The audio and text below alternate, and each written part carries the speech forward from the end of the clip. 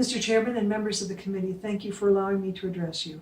I am Dr. Donna Harrison, a board-certified obstetrician and gynecologist and executive director of the American Association of Pro-Life Obstetricians and Gynecologists, representing over 4,600 medical professionals across the United States.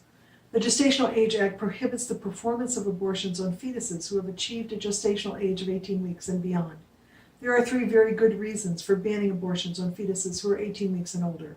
First, fetuses at 18 weeks feel pain, and abortions that at that gestational age are most commonly performed by D&E, the tearing apart of the fetus limb from limb, also known as dismemberment abortions.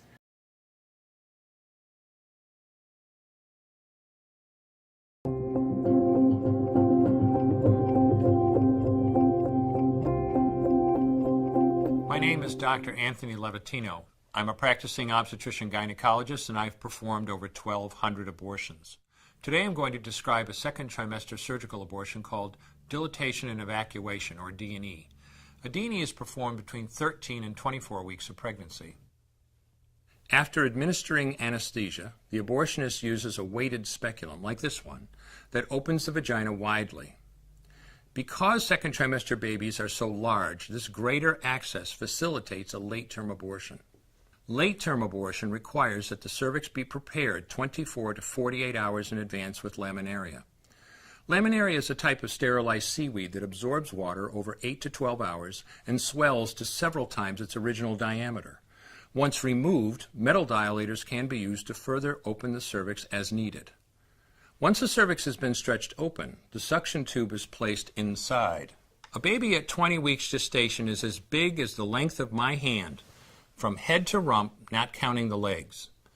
The suction machine is turned on, and pale yellow amniotic fluid surrounding the baby is suctioned out through the catheters. With babies this big, they don't fit through catheters this size.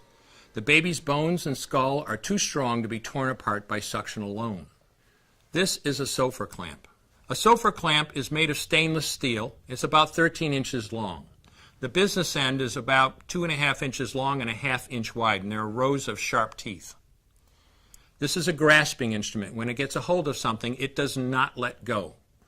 The abortionist uses this clamp to grasp an arm or leg.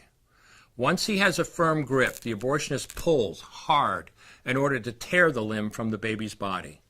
One by one, the rest of the limbs are removed, along with the intestines, the spine, and the heart and lungs.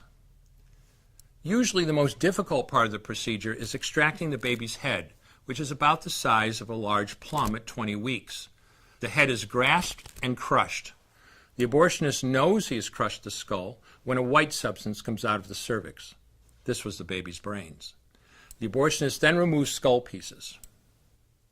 He removes the placenta and any leftover parts of the baby with a curette, scraping the lining of the uterus for any remaining tissue. The abortionist then collects the baby parts and reassembles them to make sure that there are 2 arms, 2 legs, and all the pieces. Once all the parts have been accounted for, the abortion is complete. At 18 weeks gestation, fetal human beings react to pain the same way you do, by withdrawing from what hurts, by increased heart rate and increased blood flow to their brain. The fetal human being at 18 weeks also releases stress hormones just like you do when facing a painful stimulus. Some researchers feel that the fetus of 18 to 22 weeks may even experience a more severe sensation of pain because the pain modulation system, which inhibits the perception of pain, has not yet developed. But abortions at 18 weeks and beyond are not only horribly brutal for the fetus, but also involve major immediate risks to the mother. Risks much greater than abortions performed in the first trimester. Abortions at 18 weeks necessarily involve the fracturing of fetal bones in the dismemberment procedure. These fetal bone fragments are sharp and carry the risk of perforating the uterus, as well as the organs nearby the uterus, including bowel, bladder, nerves, and blood vessels. That is why the immediate risk of death to the mother from abortions at 18 weeks are much greater than the risk of death in the first trimester. The risk of death increases exponentially by 38% for each additional week of gestation. Abortions in 18 weeks and beyond also involve much greater risks of uterine damage resulting in preterm birth in subsequent pregnancies. There are over 130 studies over 5 decades which have demonstrated that abortion increases a woman's risk of having a very premature baby in later pregnancies. The further along in pregnancy at the time of the abortion, the greater the risk. 18 weeks and beyond represents a major risk of preterm birth in subsequent pregnancies. Multiple studies have also demonstrated that women who abort even unwanted pregnancies have an increased risk of suicide, drug abuse, and major depression. A summary of studies is presented in my written testimony. Thank you for allowing me to address this committee.